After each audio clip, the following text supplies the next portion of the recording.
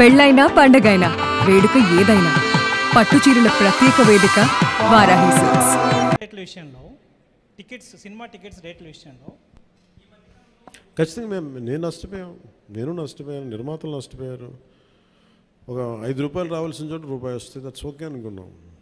భగవంతుడు ఈరోజు మనకి ఇచ్చిన రూపాయితో తృప్తి పడదాం, ఖచ్చితంగా నష్టపోయాం. But that's okay.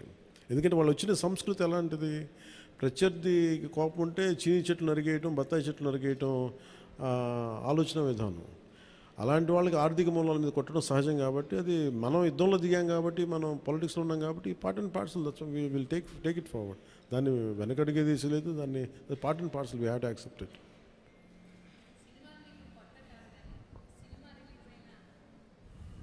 సినిమాలు మీకేం కొత్త కాదు, కానీ ఏ సినిమా రిలీజ్ అయినా అందరికీ కొంత నెర్వస్నెస్ ఉంటుంది. మీకు కూడా ఉంటుందా? నాకు నిండా మునిగినోడు చలి అని చెప్పండి. కానీ బాధ్యత ఉంటుంది. అంటే సినిమా బాగుందంటే ఆనందిస్తాను, బాగలేదంటే ఓకే ఏం కరెక్ట్ చేయాలని ఆలోచిస్తాను, అంతే తప్ప.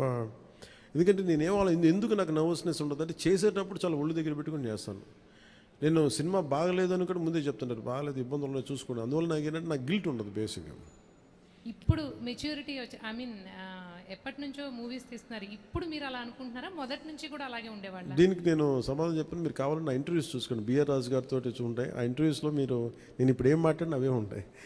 అందుకని ఉదాహరణకి తొలి ప్రేమ తీశాను. తొలి ప్రేమ షూటింగ్ చేసినప్పుడు సినిమా అయిపోయి రిలీజ్ అవుతుంటే నేను కూర్చొని అక్కడ ఒక్కనే కూర్చున్నాను.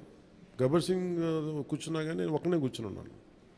నా పక్కన పార్టీస్ ఏమి ఉండవు. జస్ట్ ఒకసారి నా జీవితంలో నన్ను పార్టీకి పిలిచింది భీమ్లా నాయక్. ప్రత్యేకంగా నన్ను పిలిచారు. ఎందుకంటే ఇంత ₹10-15 టికెట్ అప్పుడు కూడా ఇంత డబ్బు చేసింది సినిమా అని అనుకొని, దాని ఒక్కదాని ఫస్ట్ టైము నా జీవితం అదే మొదటిసారి వెళ్ళటం. మళ్ళీ దీని తర్వాత కూడా వెళ్తాను కూడా నాకు డౌట్.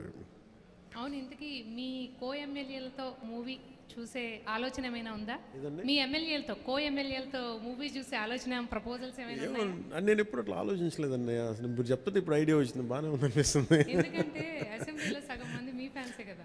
మేబీ మా ఎమ్మెల్యేస్ అందరికీ, మా కూటమి ఎమ్మెల్యేస్ అందరికీ ఖచ్చితంగా దీన్ని ప్రత్యేకమైన షో అయితే వేస్తే వాళ్ళు కోరుకుంటే ఖచ్చితంగా, అంటే నేను ప్రమోట్ చేసుకునే ఇబ్బందిగా ఉంటుంది కానీ ఖచ్చితంగా వాళ్ళందరూ అడిగితే మన హరిప్రసాద్ కానీ ఖచ్చితంగా I think will organise an exclusive screening for them. అందరికీ మనసులో ఉంది కానీ బయటకు అడగలేకపోతున్నారు. సో మీ ద్వారా వచ్చింది కాబట్టి ఖచ్చితంగా నేను అడ్రస్ చేస్తాను. Thank you.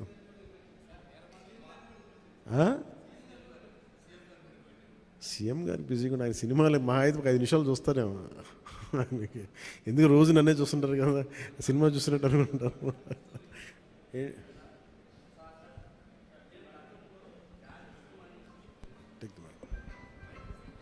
హలో, జానీ సినిమాని గతంలో మీరు డైరెక్ట్ చేసి ఆ టైంలో కొంత ఫ్లాప్ అనే ఇబ్బందికరమైనటువంటి వాతావరణాన్ని కలిగించుకున్నారు. ఈ సినిమాలో మీరు లాస్ట్ క్లైమాక్స్ మీరే డైరెక్ట్ చేశారని చెప్పేసి చెప్తున్నారు.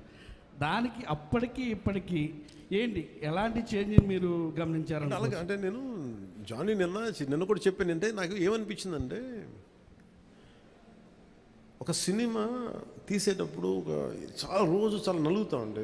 నేను చెప్పేది సినిమా అనేది ఒక్కటే కష్టపడేది కాదు, ప్రతి ఒక్కటి. ఈవెన్ ఒక చిన్నపాటి ఉపాధి శ్రామికుడు కూడా కష్టపడతాడు, యుద్ధం చేయాలి పట్టుకొట్టు